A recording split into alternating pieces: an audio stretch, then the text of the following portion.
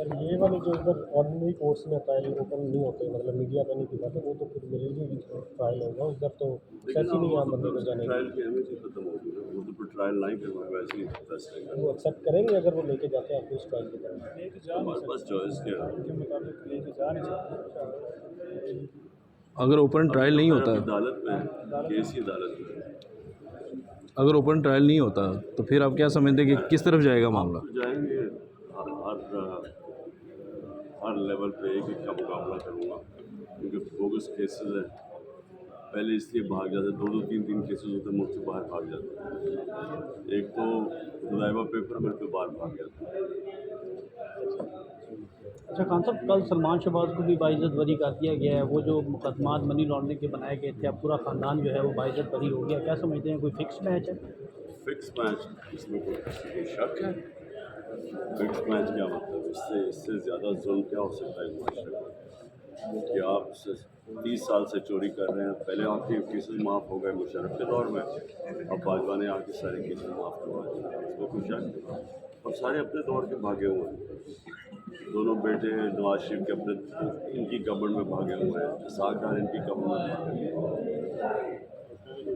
और अच्छा, और पैनामा में पकड़े गए जो इंटरनेशनल इंकशाफ, और उस पर कोई हमने तो किसी ने नहीं किया, और 1.5 साल केस चला, उसके बाद तो सज़ा हो। लेकिन अदालत ने अपने फैसले में लिखा है कि शहजाद अकबर के खिलाफ कार्रवाई की जाए बोगस केस बनाने पर। तो आपके खिलाफ जिन लोगों ने बोगस केस बनाया वो किसके खिलाफ कार्रवाई हो? शहजाद अकबर का कौन सा बोगस केस है?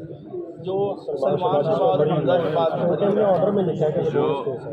उसने लिखा है, हाँ, अदालत ने लिखा है कि शहजाद अकबर और FIA के अफसरान के खिलाफ बोगस केस बनाने पर कार्रवाई की जाए। जो आज मुल्क में हो रहा है ना, इसलिए तकरीबन 9 लाख से ऊपर प्रोफेशनल छोड़ के चले गए और छोड़ के जा रहे हैं। क्यों जा रहे हैं? लोगों को ये जो सारा सिस्टम ही नज़र आ रहा है कि सारे जो 30 साल से एक दूसरे के केसेस देखे ना। जरदारी को किसी ने, इमरान खान ने तो 2 दफ़ा जेल में नहीं डाला था, नवाज शरीफ ने डाला था। मुदाइबा पेपर में ये पीपल्स पार्टी ने बनाया था इसके ऊपर, नवाज शरीफ को, हमने तो नहीं बनाया था। सागदार ने खुद 164 का बयान दिया हुआ कि मनी लॉन्ड्रिंग करता था इनके साथ, इनके लिए, शरीफ खानदान में। ये तो पुराने केसेस हैं सारे। खान साहब, IMF से कैसे बच गए? IMF की डील के बावजूद डॉलर जो है संभल नहीं रहा है, ऊपर ही जा रहा है, उस पर क्या कहेंगे? ऐड कर लें कि IMF डील के बाद उसकी बहुत ज़रा समझने की अब बात है। हमारा आखिरी साल में हमने 8 अरब डॉलर का इजाफा किया, यानी हमारे मुल्क में जो डॉलर आ रहे थे 8.4 अरब डॉलर आए थे एक साल में।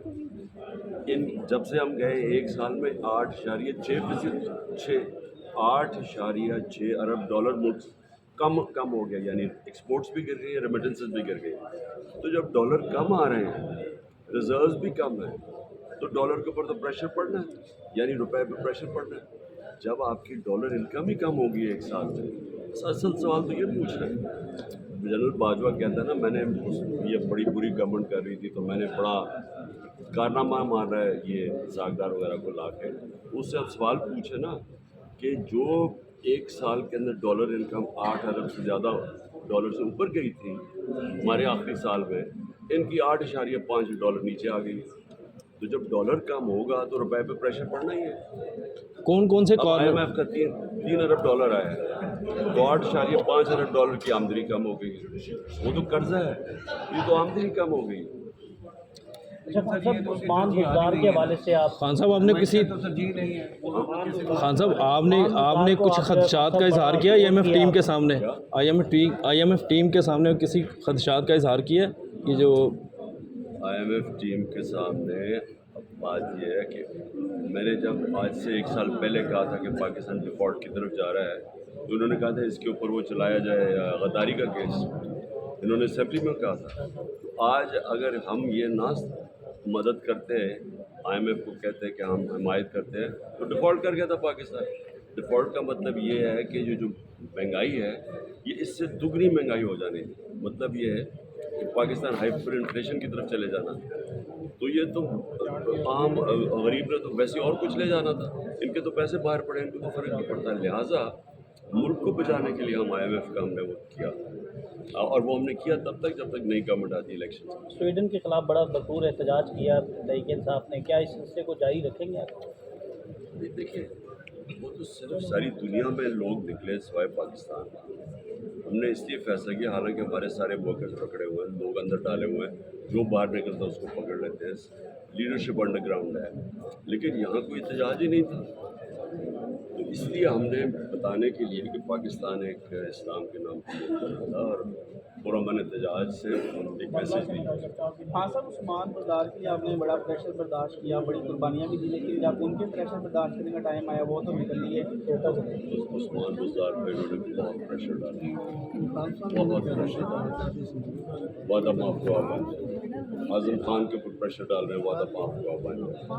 ये जो सारे जो लोग पकड़ते हैं उन सारों को कहते हैं कि जी क्या इमरान खान ने कहा था कि जाके जला दो, वादा का। ये जो पकड़े हुए लोग, इनका सिर्फ एक ही काम है, क्योंकि उनके पास ना कोई सबूत है ना कोई स्टेटमेंट है मेरी, बस ये वादा माफ गवाह बनाने के। आपके सिक्योरिटी ऑफिसर कर्नल आसिम जो हैं वो भी आपको छोड़ के गए, जितने भी छोड़ के गए, किसी एरिया आपसे छोड़ने के बाद रब्ता किया है काफ़ी से?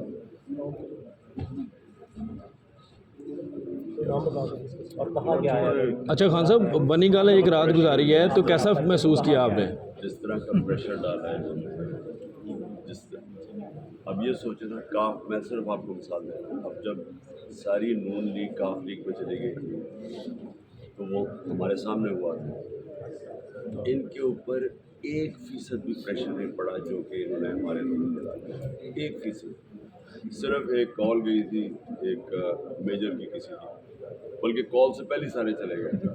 खान साहब, बनी गाला तो पकड़ के बिजनेसेस बंद कर दिए हैं, लोगों के घरों में तोड़े हैं, लूटे हैं लोगों के घर, रिश्तेदारों के घर पहुंच गए, फिर बीवी बच्चों तक पहुंच गए। इस तरह तो कभी पाकिस्तान की तारीफ है किसी से नहीं। खान साहब, बनी गाला आप रहे हैं रात, तो कोई दबाव महसूस तो नहीं किया वहाँ रह के? और दूसरा ये भी बताइए कि कोई ख़ास मतलब सिक्योरिटी के हवाले से, और दूसरा ये भी बताएं कि मुलाकात तो नहीं हुई किसी से? कोई मैं सिक्योरिटी वजह से नहीं गया था, क्योंकि अगले दिन भी केस था, वापस आना था, इसलिए गया था। कोई मुलाकात तो नहीं हुई किसी ख़ास शख्सियत से? नहीं, कोई किसी से नहीं। अच्छा, जिन लोगों ने रब्ता किया है, क्या उनके लिए सॉफ्ट कॉर्नर आपके दिल में है या एक हार्ड लाइन है कि अब ये दोबारा वापस नहीं आएंगे आपकी तरफ से? देखिए, एक चीज़ याद है,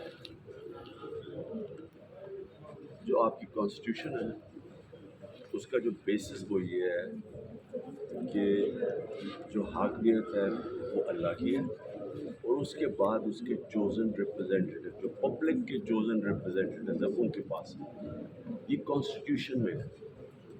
ये आपको किसी को राइट ही नहीं देता, किसी को कहेगी इसके ऊपर कांटा लग गया, इस पर नहीं होगा। ये तो आवाम की, जो आवाम चूज़ करेंगे कांटा आवाम डालते हैं। लेकिन टिकट तो आप नहीं देना ना, क्या ओपन है उनके लिए?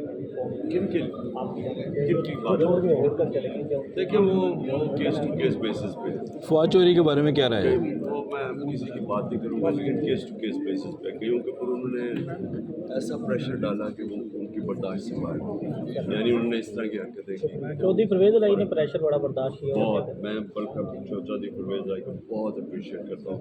मैं आपको यकीन बताता हूँ कि मैं नहीं समझता था कि जिस तरह के प्रेशर में रखे वो बर्दाश्त करेंगे, लेकिन आपके वकला के ऊपर भी प्रेशर है? वकला के ऊपर डर रहे हैं, प्रेशर थोड़ा थोड़ा डालते हैं। कॉलें आ जाती हैं, उनको भी कॉलें भी आ जाती हैं। एक दो को उन्होंने बाहर भी भगा दिया, दो बाहर भी चले गए। प्रेशर डाला हुआ उन्होंने, फैमिलीज पे डालते हैं। वकला क्या, जजेस के ऊपर प्रेशर है। Thank you sir.